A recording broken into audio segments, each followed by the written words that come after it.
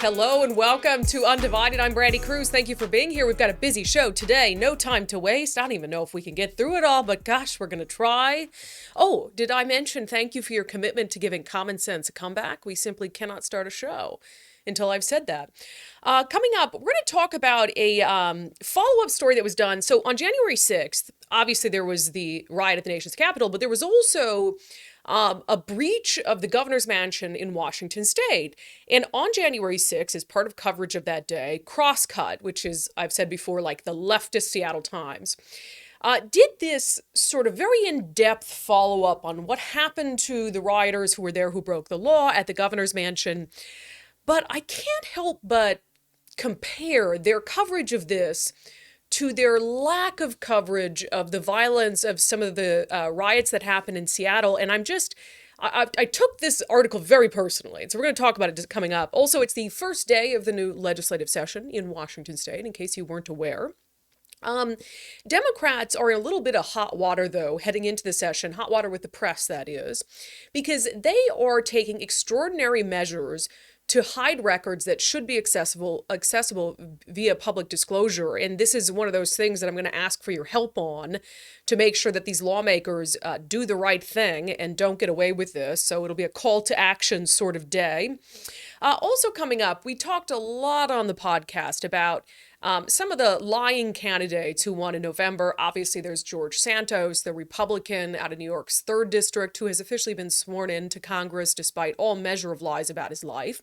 But it also, I think, and I hope, has raised awareness for a candidate in Washington state, Democrat Clyde Shavers, who unseated a Republican incumbent in the 10th legislative district in Washington. But he lied about his military service, he lied about being an attorney, and now there is a proposal from a former Washington state lawmaker to try to make sure that fewer lies can reach the eyes and ears of voters. So we'll have him on to discuss. Also, I said we would be talking about this story a lot more, so today is no different. There is a huge outcry in the city of Linwood, which is north of Seattle, because there is an opioid treatment clinic that's being shoved down their throats with little to no notice, and it is just yards from a boys and girls club, which is supposed to be a safe space for teens. So the president of the Linwood City Council is going to join us to talk about his opposition to how all of this played out and what they're hoping will happen from here.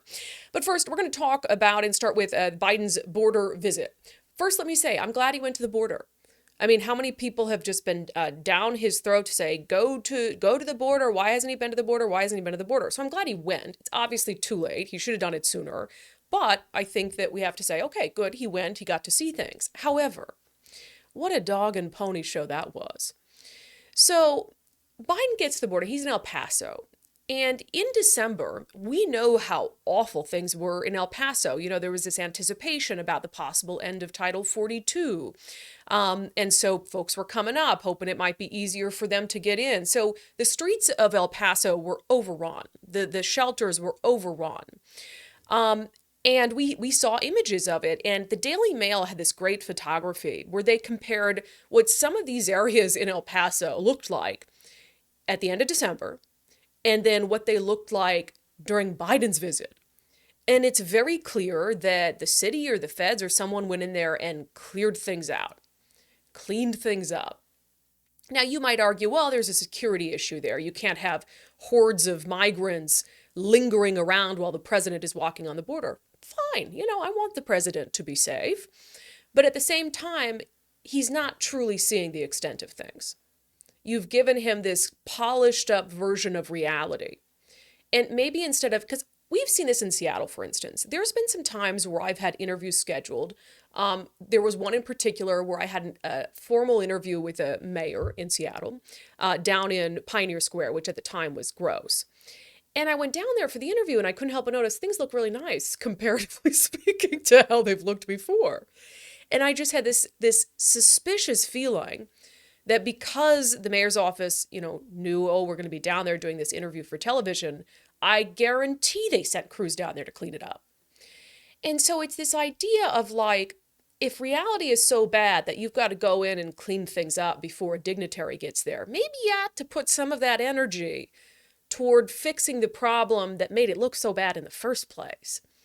So it's a little annoying that this was all cleaned up and polished up and pretty looking for Biden. And then there's this video of him.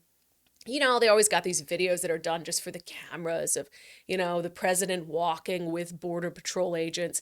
And this one video, he's walking, according to the person who shared it, in the parking lot of Customs and Border Protection. It's like, the president isn't going to see a lot in the CBP parking lot. You need to take that man down to the trenches. He needs to spend some time, 5 minutes with our friend Allie Bradley, actually seeing what's happening at the southern border. So I'm again glad he went down there. He when he got to El Paso, he was greeted by Texas Governor Greg Abbott, which is great. Greg Abbott's been very critical of the president, and in turn, the Biden administration has been very critical of some of what, the busing, et cetera. So I was glad to see Greg Abbott go there, take time to speak to the president, because if you're going to fix it, you have to work together. That's the bottom line. And so even if you don't like what each other has been doing and each other's politics, you have to fix the problem. So that was a nice moment. And then Karine Jean-Pierre, and this will be my last note on this, the White House press secretary. She just continues this insane level of gaslighting. She's asked in the White House press briefing about the situation on the border and all of that and how bad things have become. And all I think most Americans want to hear is you to just be honest, even if it doesn't make the president look particularly good, because otherwise it's so transparently dishonest. I would like her to say, look, the border is an issue right now. It is a humanitarian crisis. It's a security crisis. Anyone looking at the pictures knows that the southern border is not secure. But this is what we're doing to fix it. That's really all I want to hear from the administration. And instead, she does everything she can to just tap dance, gaslight, push the blame onto other people, blame former President Donald Trump. It's like, I don't care. Even if you're blaming people whose fault it really is, when you are, I'm talking about like President Biden, the White House and the administration, when you're in charge, most powerful entity in the world, you've taken on the responsibility saying, I'm going to help solve these problems. So every problem is your problem. And I don't know what it's going to take to get back to a place where you have elected leaders who really feel that level of culpability for everything, even if they weren't directly to blame for it, who really feel the gravity of the responsibility that they asked for when they ran for office. So I'm really disappointed in the way that this administration has handled, has talked about, has messaged on the issue of the southern border, because every single American who's operating in good faith knows it's a problem, and they just want to know what you're going to do to fix it. All right, the legislative session starts today in Washington state, and we already have kind of an idea of some of the things that they're going to prioritize or maybe not prioritize. I've been keeping my eye very closely on the public safety issues. The legislature in Washington state, in just the rush of the kind of anti-police sentiment, passed all these bills in 2021 that I think have been disastrous to public safety. A bill making it nearly impossible for police to pursue suspects. They had a little Band-Aid over something called the Blake decision, which, if you're not familiar, it was a Washington State Supreme Court decision that essentially nullified our felony drug possession law. And so right now, it's nearly impossible for police to arrest someone on a felony or misdemeanor drug possession charge under state statute. So it has really created a problem for the kind of carrot and a stick approach, because the homeless crisis is a drug crisis, let's be honest about it. And when you have police who are forced to, basically under the Band-Aid passed by the legislature, over and over offer someone help, but there is no possibility that, right away that the alternative is jail, then they're going to be like, no, because they're in their drug-induced psychosis. So it's all just a bummer, and I have heard that there is some bipartisan interest in finding a better fix to the Blake decision, which I'm very happy about. Apparently, there's a lot of conversations happening behind the scenes, so I'm going to give the two sides the benefit of the doubt that they are engaging on that issue in a meaningful way. Fingers crossed. But I still have seen Jack on the police pursuit bill, which is really disappointing to me. And, you had Democrats act like they cared about public safety in the lead up to November election. And if they don't fix that police pursuit bill, then they don't care about public safety at all, in my opinion. So a couple things. There was this Crosscut Elway poll that was released ahead of the legislative session that talked to about 400 registered Washington voters about what they want to see lawmakers prioritize. And so it's a good gauge of, hey, where's the public at heading into this legislative session? Thankfully, COVID was nowhere close to the top of the list. Only 2% said that is the biggest issue they want prioritized. So, I mean, praise Jesus on that. The most important issue for voters, and this is so interesting to me. Top 3 issues: the economy, public safety, homelessness. 4th issue, taxes. The economy, public safety, homelessness, taxes. Now, which party would have a significantly different approach than the current one to the economy, public safety, homelessness, taxes? Republicans, right? If those are 4 things that are on the top of your list, because presumably you put them at the top of your list because you're not happy with the state of things, then you would want the party that's not in charge, you would want to hear their ideas, right? Because obviously the party in charge isn't doing a good job, or else those issues wouldn't be at the top of your list because they wouldn't be priorities. But then you go further in this poll, and at the same time that they're saying the economy, public safety, homelessness, and taxes are what they want lawmakers prioritizing, you also have overwhelming support for Governor Jay Inslee in this poll, which I'm like, the man's been the governor for 10 years. Why?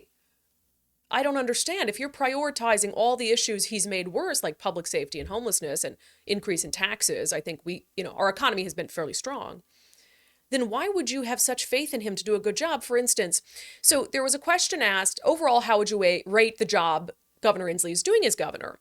And I will say that this wasn't wonderful. 13% said excellent, 33% said good, 15% said fair, 37% said poor. And I looked at it and say, okay, maybe they don't think he's doing a great job.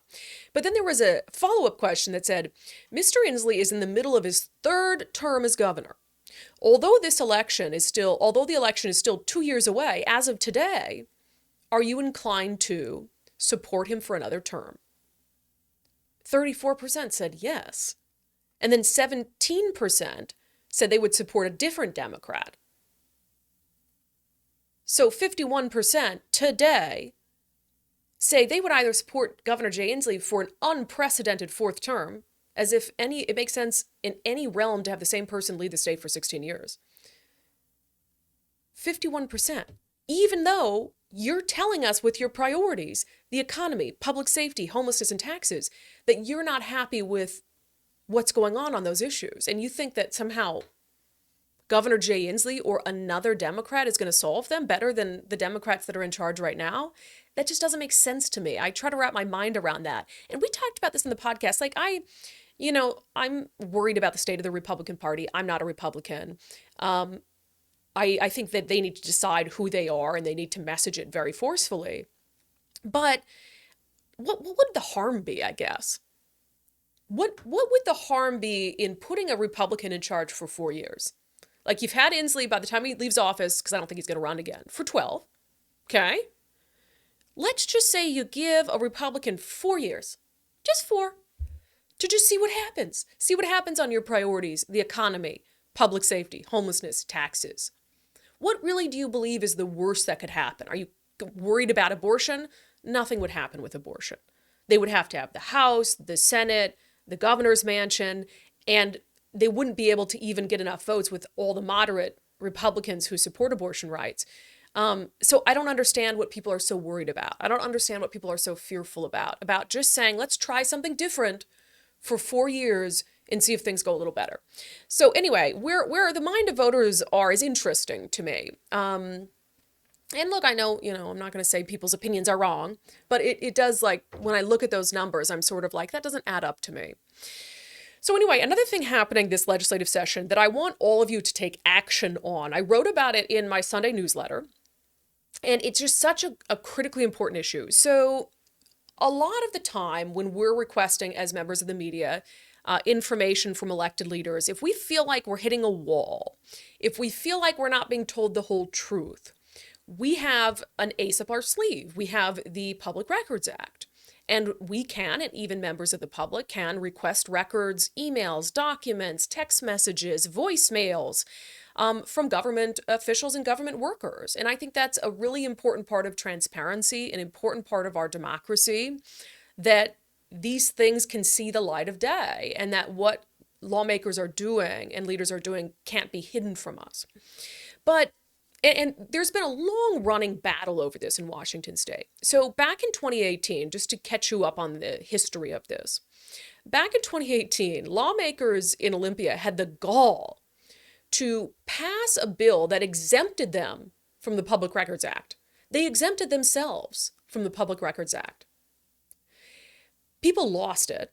I mean, Washingtonians by the tens of thousands reached out, sent emails, made phone calls, and the pushback was so great that Governor Inslee actually vetoed it, which was wonderful. They absolutely felt the pressure on the issue. And then members of the media came forward, media organizations, and they made sure this issue made it to the Washington State Supreme Court. And the Washington State Supreme Court, they said, yes, of course, lawmakers are subject to public disclosure. And so that should have been the end of the issue. It should have been a non-issue from there. But in the last few months, Democrats in Olympia, a few of them, have been using something that they're calling legislative privilege to withhold the release of certain documents. So this has raised alarm bells from entities like the Seattle Times editorial board, which put out just a scathing op-ed about how lawmakers are just making up this legislative privilege, how it has no basis in the Constitution. There's no place in the Public Records Act that gives them quote unquote legislative privilege to withhold these documents. And Democrats are sort of disagreeing. They're saying, well, our attorneys say that this is covered in the Constitution, but basically they're taking this wording in the Constitution that it's Article 2, Section 17 of the state constitution. It reads, freedom of debate. No member of the legislature shall be liable in any civil action or criminal prosecution for words spoken in debate. So the state constitution basically protects them from civil litigation for what they might say during debate on a bill. Okay. And that allows them to have some freedom to discuss issues and, work through things, but it has nothing to do with them saying that some of these documents are privileged. I mean, I guess in a roundabout way, what it seems like the argument they're making is, hey, we have this work product, let's say it's an email, where we're debating amongst each other, and we don't want to release it because the Constitution says that we can't be liable for any civil action or criminal prosecution for debate. And so they're shoehorning that sentence to fit their needs so they don't have to release these documents to the public. The bottom line is, I believe it's against the law. I think this is going to lead to litigation. But on Friday, there was a legislative preview that happened in Olympia where members of the press gather and they can ask legislative leaders about what's coming up. And so, of course, legislative leaders were asked about why some lawmakers are exerting executive privilege. Now, House Minority Leader J.T. Wilcox spoke first, and he said, hey, I don't use it, and I don't think Democrats should either. It's never once occurred to me that, there must be some reason I can find that I shouldn't turn this over if it is responsive to the request. And so the idea that things that are difficult can be concealed seems counter to what the whole PRA and very painful, as I might add, the PRA debate was all about a few years ago. And then you had the Democrat in charge of the Senate, Andy Billig, and the Speaker of the House, Lori Jenkins, who spoke next, and essentially just sort of defended the continued use of this, saying, oh, well, we try to use it as little as possible, but it does exist, and they do believe it's covered by the Constitution. I do believe that it exists. I do believe that it should be rarely used and very appropriately used, but it exists for the purpose of deliberation of the legislature. So then journalists in the room start peppering them with more questions on this issue, and I shit you not, this is what happened when the pressure started to mount against these lawmakers over this over this legislative privilege issue. Use it almost never because it only applies very infrequently.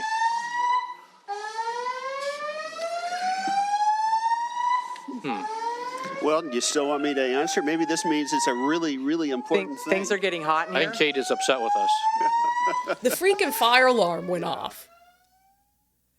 The fire alarm went off. So everyone evacuated the building, and then that was the end of this thing with legislative leaders, the Q&A. So just when the media starts to question them, the Democrats, on why they're using legislative privilege several times in the last few months, the freaking fire alarm goes off. You cannot make this stuff up. And they evacuate, and then they never come back to finish answering questions. So like I said on my newsletter on Sunday, all that's going to happen here is news outlets are going to sue again. And it's going to be costly. It's going to cost taxpayers money. And at the end of the day, the courts are going to rule against lawmakers for using this. I guarantee it. So it's unnecessary and it's inappropriate. And I think it's against the law. And so I would highly recommend that you send an email to Senate Leader Andy Billig and House Speaker Lori Jenkins to demand that they drop this issue, pledge to stop using quote unquote legislative privilege, and save us all from some costly, drawn-out legal battle that doesn't have to happen. Just do the right thing and pledge to do the right thing. So in my Sunday newsletter, I put links to email both the House Speaker and the Senate Leader. Please keep the email civil. No need to get nasty, but just let them know why you think this is an issue that they need to take the right side on and why you don't want them exerting legislative privilege when it comes to documents. It's a new year, new you. I've been really focused on losing my COVID weight the last couple months. As I told you guys, I've lost about 25 pounds so far. I have another 15 to go. I'm doing a little maintenance period.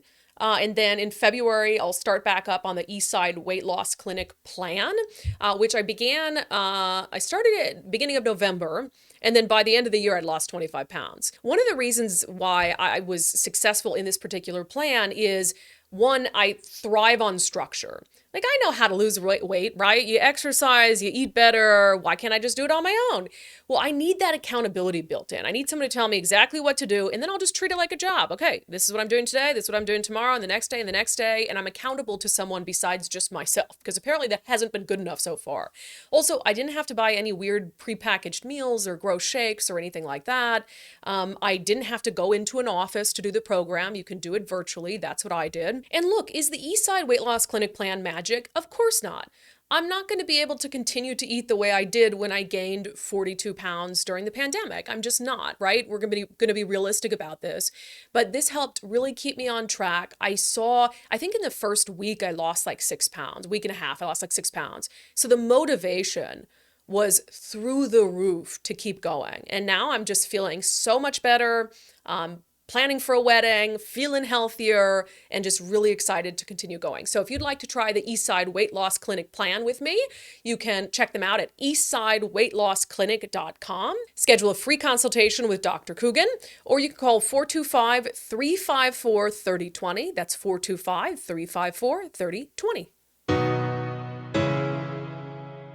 We've talked a lot on the podcast about some of these lying candidates who ended up getting elected. Of course, there's George Santos, the Republican, now member of Congress from New York's 3rd, who I can't even believe he got away with his lies. They were just outrageous. And then you had Clyde Shavers, who's a Democrat who was elected to the 10th Legislative District in Washington, claimed he was an attorney. He's not. Inflated his military service, which is weird. If you served your country, that's honorable. You don't have to inflate or exaggerate your military service. So there's been this talk about, okay, what can we do if opposition research isn't enough to catch these things early on? If the media is not catching these things early on, what can be done? You might not know that when you get, with your ballot, you get a voter guide.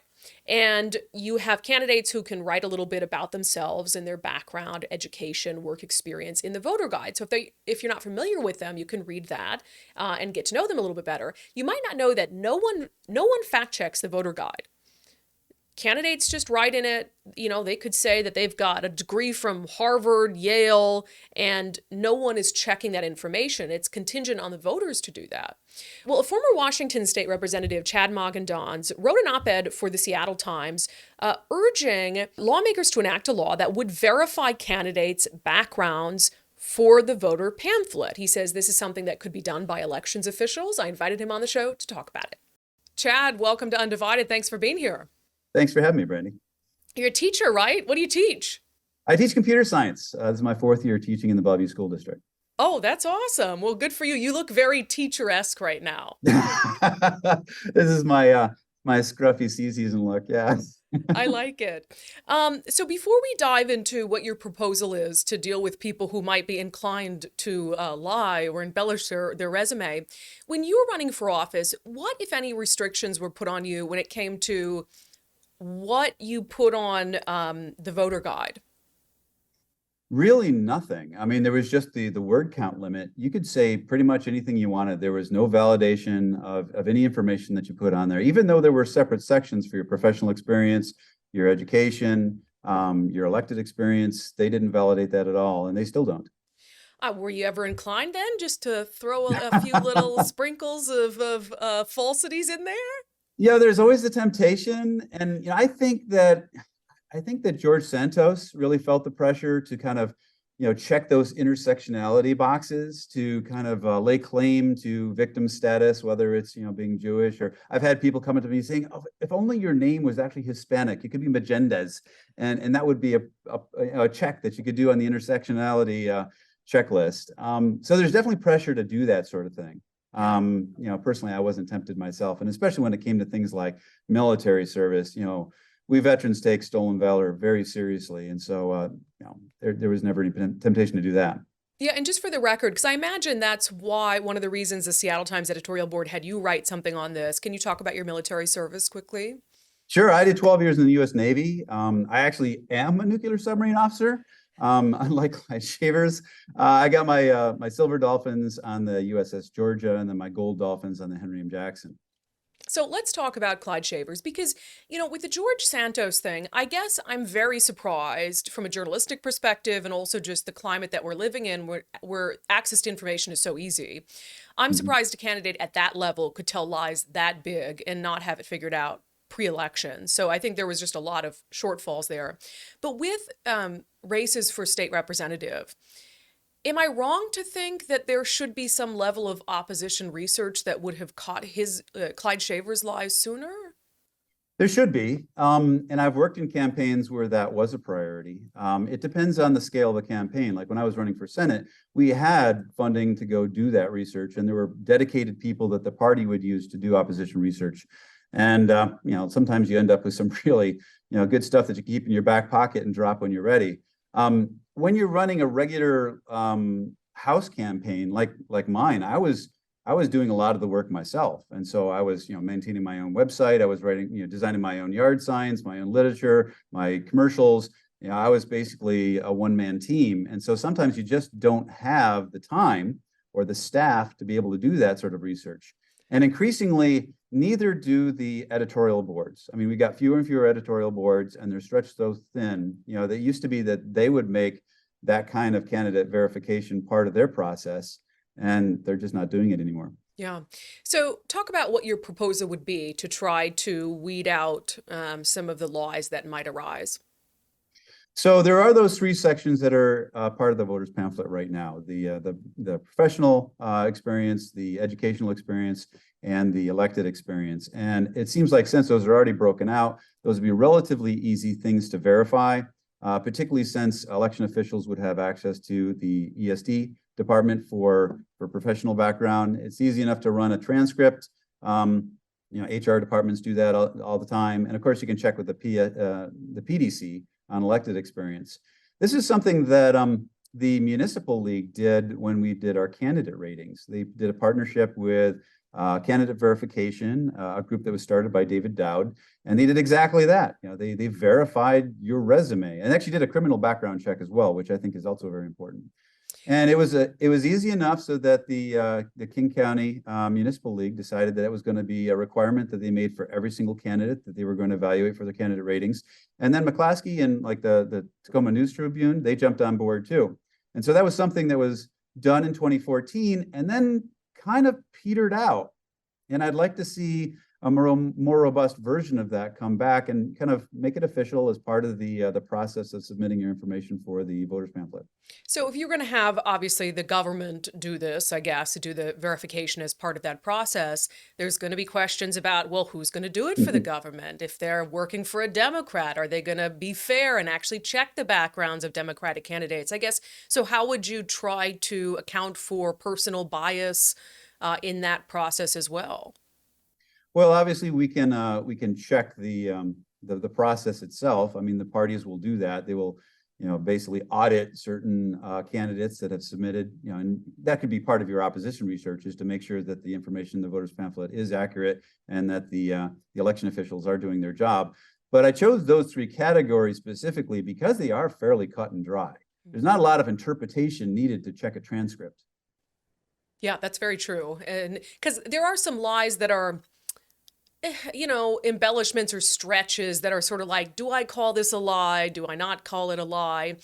And then I would wonder, and maybe this is just too into the weeds or far down to even get into, but part of me, like as a voter, I want to know who did lie, and if somebody put that they, went to Harvard or something and they didn't, is that something that would be released as part of the process, or would it just be corrected and sent out to voters?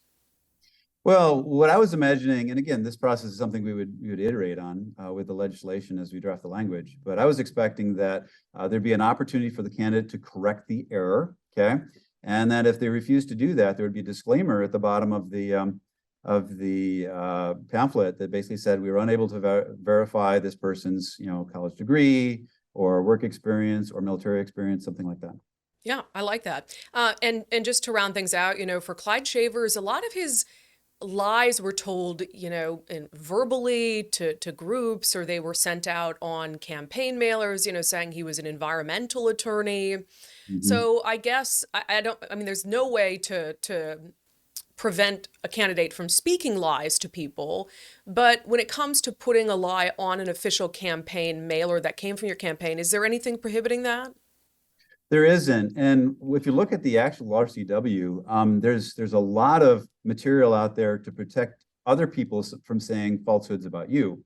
Although Times v. Sullivan made that bar very high in a campaign, but you can't do that to yourself. I mean, if you make false statements about yourself, that's not covered under libel or slander, right? So yeah, there's really no mechanism for you legally to go after these people for falsehoods in stuff that they would say on the campaign trail. Yeah, well, I think it's a very easy step, and I think it's the least we can do. I mean, to assume that voters can get one of those guides and they're going to go through and on their own fact check all these things is just ridiculous. Former State Representative Chad Mogendans, I appreciate you being here. Thanks, Brandi. The following segment is brought to you in partnership with Future 42. Turn your frustration into action at future42.org. Last week on the show, I told you we're going to be looking for more opportunities, more stories about the people being the watchdog. I talked about the death of my friend Dory Monson and how I think he was one of, if not the most effective watchdogs of government in Washington state, and his loss leaves a huge void there. And in the absence of a robust and effective media climate, more and more people have to be their own watchdogs. They have to stand up when they see something that's not right, and they have to do something because you can't rely on the media to do it. You can't rely on politicians always to do the right thing. There's a great example of this happening up in Linwood, Washington right now, where residents are protesting, speaking out about the fact that the state of Washington and Acadia Health are about to open up an opioid treatment center in Linwood. Now, that's not necessarily a bad thing. You need these treatment centers to be somewhere. The problem is, it is just a few yards from a Boys and Girls Club, which is supposed to be a safe place for young kids and teens. And so you have all these parents who are like, what the heck? One, we didn't even know about this. Nobody told us until December 29th was the first opportunity for public input. This thing was scheduled to open at the end of this month. So you give people a month when you've clearly already decided that you're going to open it. The permits are in place, it's been remodeled. So it's like the state was just checking off boxes to say, oh, it requires public input, check, but not really listening. One of the other people very upset with the way all this went down was Linwood City Council President George Hurst. He did testify during that public hearing on December 29th. Here's a bit of that. I feel we are just part of a check the box process. The state will hold a public hearing, check. Acadia will meet with the council, check. A few stakeholders will be briefly contacted with a short visit or voicemail that is left, check, check. All happening after the tenant improvement for the OTP has been finished and is ready for occupancy at a site a few hundred feet from the Alderwood Boys and Girls Club. I invited Council President Hurst on the show to talk about how all of this went down, his real frustration with the state and Acadia Health not doing more to take the concerns of the public to heart. When did you first become aware of what was going on with this new clinic and its proximity to the Boys and Girls Club? Right. On December 12th, the City Council was sent an email from the State Department of Health. And in it was a letter that said there was a proposed opioid treatment program in Linwood, had an incorrect address on it. And then the letter stated that there was a public hearing, would be a public hearing on August 16th, 2022. And yeah, a lot of it didn't make sense. And this was the last day of our council meeting, and that we had 6 ordinances we needed to pass. And here's this email showing up at 11 a.m. that day. And so I set it aside because I thought, well, they're talking about an old public hearing, not quite clear what was going on. So it wasn't until I think it was December 14th, I was meeting with the mayor to talk about what we had done at our council meeting on the 12th. And she said, well, she pointed out a local media that had a notice of a public hearing of the Department of Health that was going to be on December 29th at 4:30 p.m. And she said, at that time, no one at the city knows anything about this. I went, okay. So then I sent out some emails to the Department of Health and said, what's going on? They sent that same letter they had sent before, but with a corrected public hearing date. And then sent us some forms that the city council was expected to fill out. And on these forms, I'm looking at it right now because it talks about, has the provider contacted you? It has the location of the OTP. Is it in accordance with appropriate city land use ordinances? It was like, well, I wrote back and just said, no, we don't know. We have not been contacted. We do not know anything about this, because I was believing the mayor. And I sent it back off to the Department of Health. So then they responded to me and said that, I think it was on December 20th, that the provider would be contacting the city council to talk about the program. And so I waited. So that was the 20th. So I didn't get anything from them until an email on the 28th, which is the day before the public hearing. And Acadia Health said, oh, I'm introducing myself. And we want to let you know about what the program is all about. And I wrote back and said, well, you're about 2 or 3 weeks late in this email, and there's a public hearing tomorrow. Basically I said, I'll invite you to the January 3rd city council meeting so you can tell us all about it. Because at that point I thought, yeah, we just want to know what's going on, right? Well, then I find out that actually the tenant space was basically ready to be occupied. It had been remodeled. It had this is where the downfall of communication. So our city planning department was notified in March of 2022 that Acadia intended to come in, because they had a facility in Bothell, and that building apparently was sold and they were losing their lease. So they wanted to move into Linwood. So our planning department knew about it in March. Acadia applied for a permit in June. They were approved September, October. So this remodel was going on while the council was oblivious. And really, most tenant improvements in the city of Linwood, the council doesn't get involved in that. That is the planning department's bailiwick. But you would think that once they knew, and in March they knew it was a methadone clinic, that they would start thinking, why the wisdom of placing this clinic basically across the street or right near the Alderwood Boys and Girls Club. Wouldn't they have asked somebody or told somebody? But anyway, the gist of it is December 16th were final inspections by our city for this tenant space. So it's ready to go. I've been told they want to occupy January 23rd. And so it turns out that this public hearing that Department of Health held during a holiday week at 4:30, that really hardly anyone knew about. We started asking questions.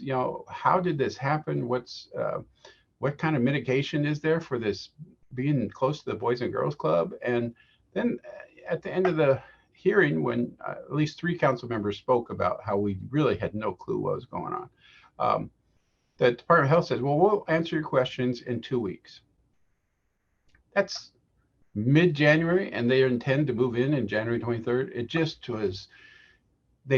just seemed like it was being set up for a massive protest by the neighbors. And I don't blame them. They just seemed blindsided, and so did we. It's a comedy of errors, and I hate to even laugh about it, but it's just so indicative of, and you stated it really perfectly in the testimony you gave. It just felt like, oh, we've got to check these boxes. We have no interest in actually listening to input, but there are boxes we have to check. Just devil's advocate with the planning department, would there be any reason that your planning department thought you didn't know about it? Yes, the director of our planning department, he talked to us at our last council meeting, and he said that Acadia told them they would take care of the outreach. They are required to do some outreach. And so, yeah, if you're a planning person, what you're looking at are the plans, the permits, and if somebody's going to tell you they're going to do outreach, then, you assume they're going to do that. But as was clear on our Monday council meeting, they did not reach out to Alderwood Boys and Girls Club. They did not reach out to the Edmond School District, which considers the Alderwood Boys and Girls Club a preferred after-school program. They did not approach even some of the tenants within this building, which is that's kind of unique because the owner of the building is the dentist. But he has another dentist that shares space. That dentist contacted me and said he didn't know anything about this until he finally started asking questions. What's going in this TI space? And it was the contractor that told him it was a methadone clinic. So he's looking at, well, how is this going to impact his business? There's so many problems with this site. It's just not the Boys and Girls Club. It's the fact that this is on the border of the city limits. So on one side of the street, it is Linwood City. On the other side of the street is unincorporated Snohomish County. If there's a situation or a problem, what jurisdiction responds? Is it Snohomish County Sheriff? Is it Linwood Police? Not anticipating there'll be problems, but what if there is? It just, and the bus service that they say they want someplace where there's a lot of transit. There's not that much of a bus service in this area. So it's so many problems. And what is bothering my heart is that, so this Bothell clinic, the clinic in Bothell serves 300 clients. And these are folks that are trying to fight drug addiction through methadone.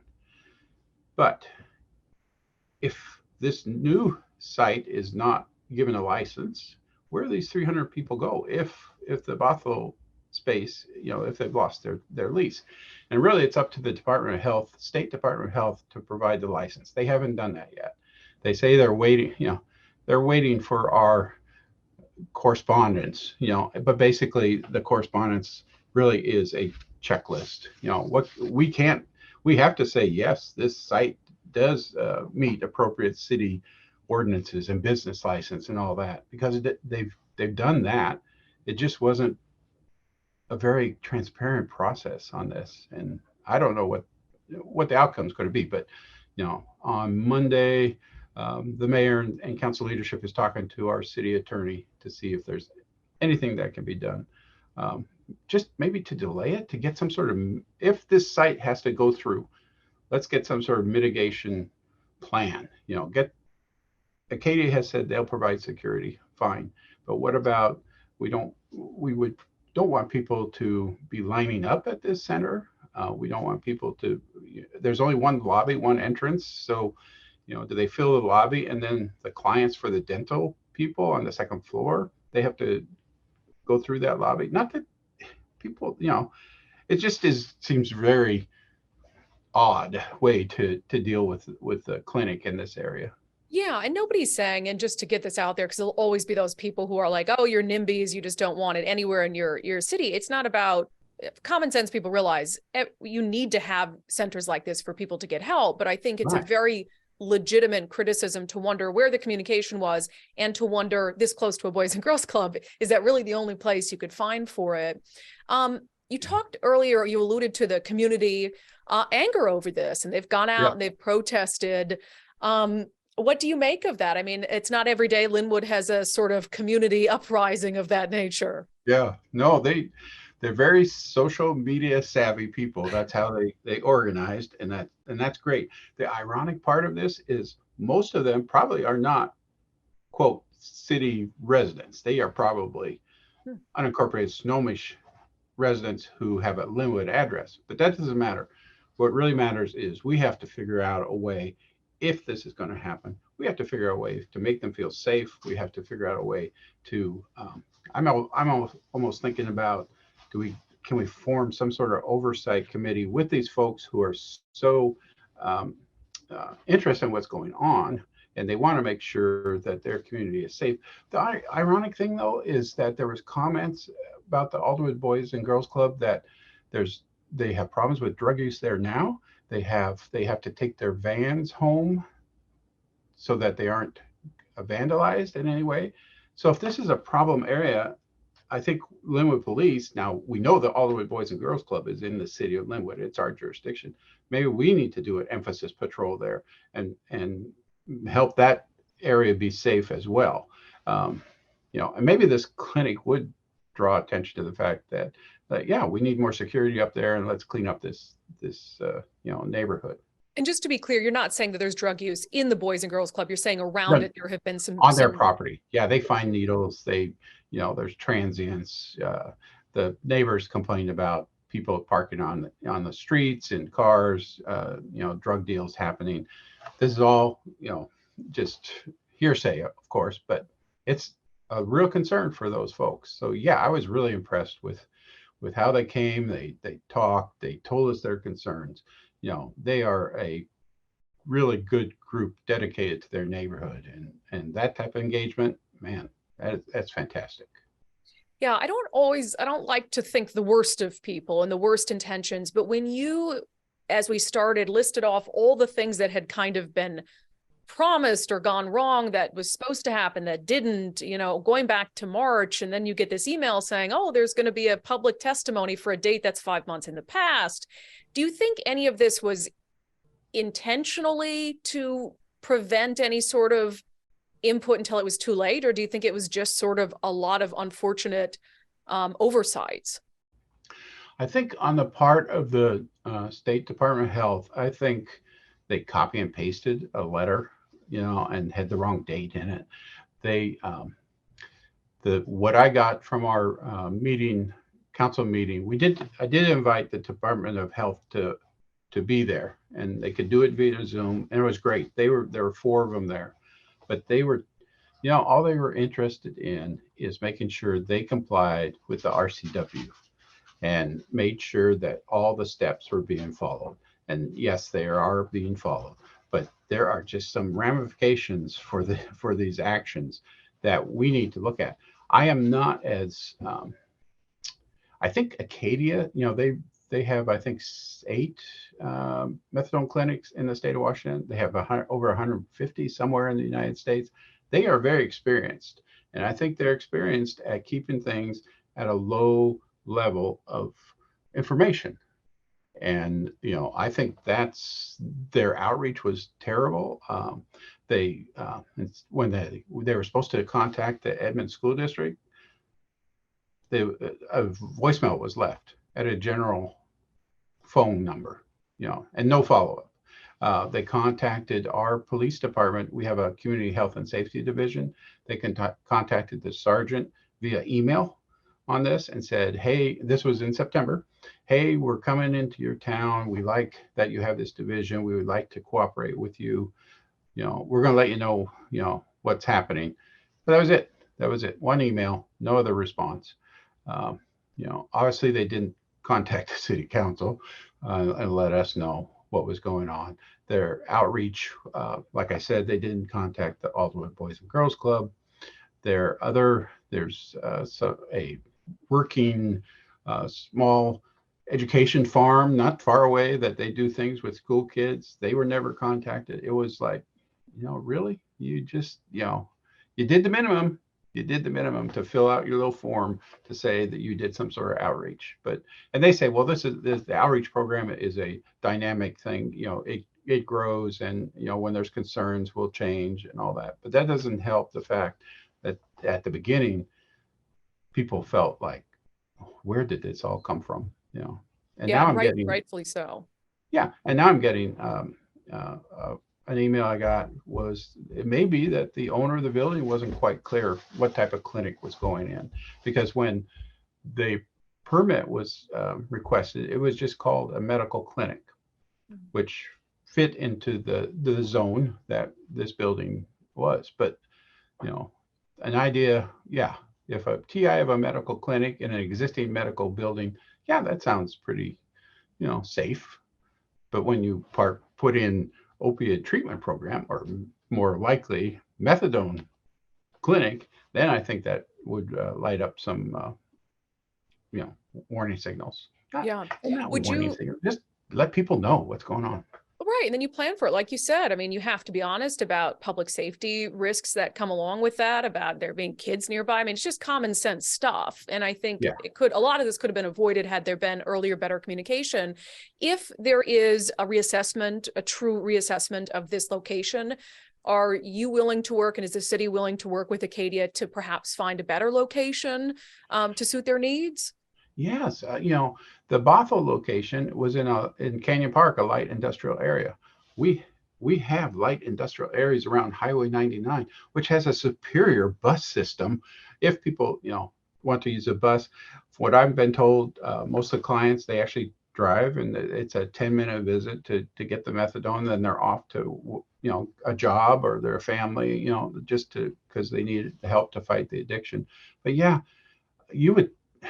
I can't believe they could not find a location on 99 or somewhere in a light industrial area in our city instead of a residential area with a Boys and Girls Club across the street. It doesn't, it boggles the imagination, the mind. Yeah. It truly does. I mean, you had also on that public testimony, quickly, there was a Democratic state lawmaker who testified on behalf of it. Have you tried reaching out to her office to express your concerns? Yes. Yeah. That's Rep. Lauren Davis. Mm-hmm. Her focus in the legislature is drug addiction and mental health. I trust her judgment and her knowledge of what methadone does. In fact, one of the things she talked about at our council meeting was that we really now in Snohomish County have a fentanyl problem, and that methadone is the only thing that really kicks the fentanyl addiction. But at the same time, I know, Lauren says she welcomes this clinic. I think I do too, but not in this location. And I know that sounds pretty NIMBY, and she knows that, her comment was, every clinic has objections to it, right? But this one just seems to be so severe, But we in Linwood, we're building a new community justice center, which is a police jail facility. But right adjacent to it, within the same building, is a community recovery center. So we're going to have people there for mental health and drug addiction. And a methadone clinic in our city would be really helpful for those folks there who are seeking the treatment. But yeah, let's get it closer to that facility, not on the outskirts of Linwood. Maybe, let's get it. I still think somewhere 99 on Highway 99, we could get a good facility there, and it would be a win for everyone. Yeah, and I don't think it sounds NIMBY at all. I think that's one of the, we're so into labeling, and we see that a lot in Seattle, that label NIMBY, when you express concern about, the homeless crisis and it's spilling into city parks. And it's like, no, we should be able to have reasonable conversations about legitimate concerns, and this is a legitimate concern. So I hope you guys can work things out up there. I've been fascinated by it. Whenever the community comes up like that, so grassroots, it's like you said, I mean, awesome that they care so much. Yeah, no. And, we're going to keep in touch with them and let them know all these steps, because we're going to be very transparent on this process. Whether it's we were somehow able to move this clinic, or if we can't, then we're going to figure out a way to make it work.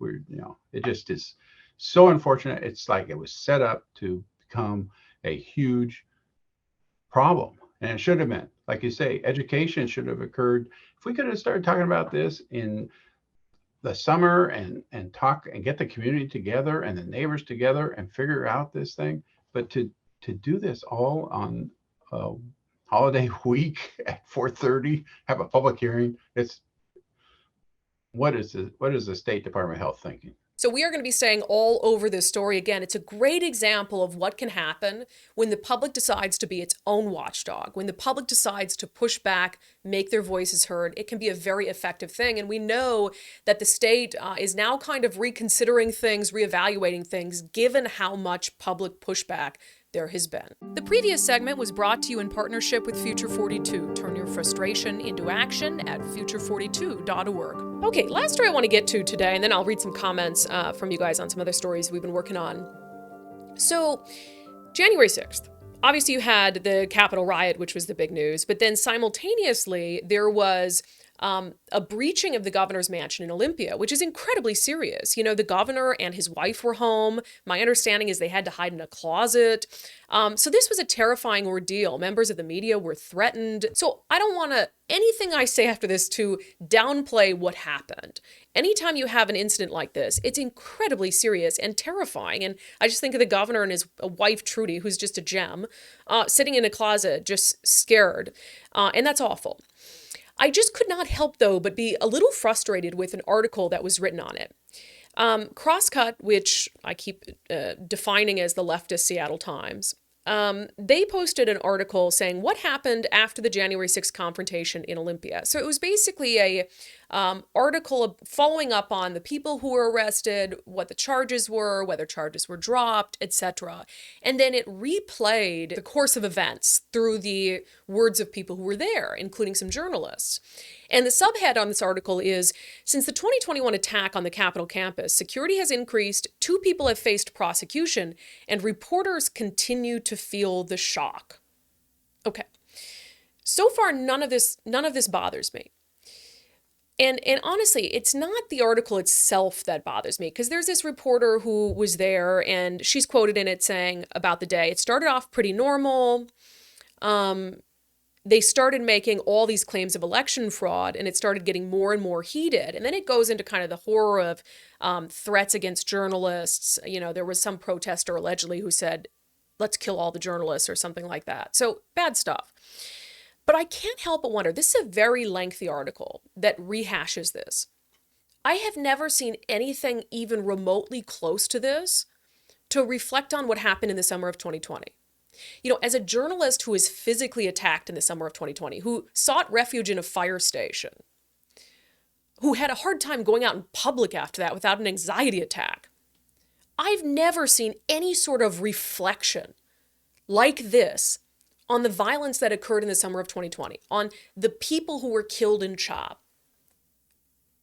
And to me, it just reeks of, again, I think this is a fine story. I think it's an important story. I want to know what happened to these people. I'm fine with reporters talking about how insane this was for them and how scary this was for them. But you think that Crosscut would call me up and ask me to recount how scary the summer of 2020 was for me? How scary being mobbed at CHOP was for me, and let me reflect on that? Of course not. I mean, if they want to call me, they're welcome to do it. But it just shows this crazy level of bias. I think this story should be done, but I think that's a story that should have been done as well.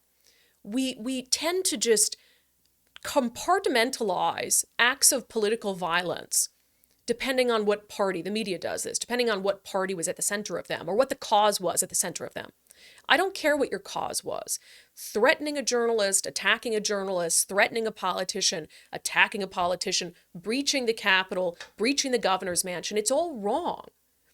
And the lack of moral consistency from the media on this is staggering, because as you know, an entity in the media, we should be lockstep in condemning, in highlighting, in pushing back against any violence against journalists, no matter who perpetrates it. So to see, you know, a couple of journalists in here talking about the horror of this day 2 years ago, I just can't help but be a little pissed off at their unwillingness to highlight how horrible Chaz Chop was for some journalists, how horrible the riot in downtown Seattle in 2020 was for some journalists. And so, you know, Crosscut, I think this is very true to form for them, but I'm really disappointed in how one-sided they are when it comes to violence towards members of the media. Okay, you guys might have seen this. I posed a challenge to some Twitter haters, which I thought, gosh, there's so many people who hate me on Twitter in Seattle that they ought to jump at this opportunity. I tweeted, just admit that Governor Inslee's vaccine mandate as it exists today, without a booster mandate, is about obedience. If anyone can give me a different factual basis for it rooted in health, I'll end my podcast and delete Twitter. That is a remarkable opportunity for my Twitter haters, but none of them have been able to give me a factual basis for it that's rooted in health. Now, I don't think there should be a booster mandate. I'm glad there isn't. But I also don't think there should be a mandate for the original vaccine, because the state mandate right now is you have to have had the original vaccine or you cannot be employed by the state unless you have some approved exemption. But since there isn't a vaccine booster mandate with it, then the original mandate no longer makes sense, because we know from the CDC that vaccine efficacy wanes after about 6 months. So if I'm a state worker who a year and a few months ago, yeah, I got a vaccine to comply, but I didn't get a booster, I'm not protected anymore. So the whole point I'm making is, if the governor wants to be consistent in saying we need all our state workers to be protected with the vaccine, then you'd have to have a booster mandate. I don't want him to, but you'd have to in order to make this make any level of sense. And so I am very confident I'm going to be able to keep my podcast and keep my Twitter account, because I just don't think anybody's going to have a great explanation for that. But let's see. I had some comments from you guys to my challenge I posed to my haters. Christy said, same with the mask mandate in the front office and waiting areas of dental offices. It's all about control and it needs to end. Yeah, the dental offices were tough because it's like, I'm going to go in there and open my mouth wide for you. So it's like, why do I need to wear this mask in the entry area? That makes no sense. Cheryl says they're offering state employees $1,000 if they get boosted anytime in 2023. Why? Why the need to use taxpayer money to pay people? Insane. Yeah, I agree. It's just a bribe at that point. And I had a lot of people who said, thank you for finally speaking the truth on this. I've been talking about this for more than a year, about how this is ridiculous. And even when I was in mainstream media at Fox, I was pushing back heavy against the mayor of Seattle, the governor, for doing this, you know, for police officers and for firefighters when we already had a worker shortage. I will say, and this is the first time I'm ever saying this, I do regret getting the COVID vaccine. I'm sure they'll take this video off YouTube now. I regret getting it because, you know, I got it right away when I could, because I really thought that it was the path out of the lockdowns. And in Washington State, those lockdowns were getting so old. And I thought, okay, if I'm going to be able to do more things with this vaccine card, I'm going to do it. But when it became clear after I'd gotten that initial dose that the breakthrough cases were the normal, that it wasn't going to stop me from getting it and spreading it, I was sort of like, okay, I didn't need to do that. I'm young, I'm healthy. So I never ended up getting boosters. And I do kind of, some of these things that have come out about the vaccine, you know, Johnson & Johnson, there being this recommendation to shy away from Johnson & Johnson in favor of other vaccines, and some of the things that have come out. This is the first time I'm saying it, and I do regret getting it. I just don't think I needed it. I don't think I needed to take any risk in getting it. And I got very sick from COVID with the vaccine. So I don't think it did anything for me. So yeah, I do regret getting the vaccine. I just at the time felt like it was kind of the only option to be able to move forward. All right, that's it for today's episode of Undivided. Thank you for being here. Thank you for your commitment to giving common sense a comeback. If you like the show, we have a goal to add 250 new subscribers this month to help us expand this mission. Why not be one of them? You can do it for $5 a month. Patreon.com/undivided, or you can become a contributor on my locals community, brandykruse.locals.com.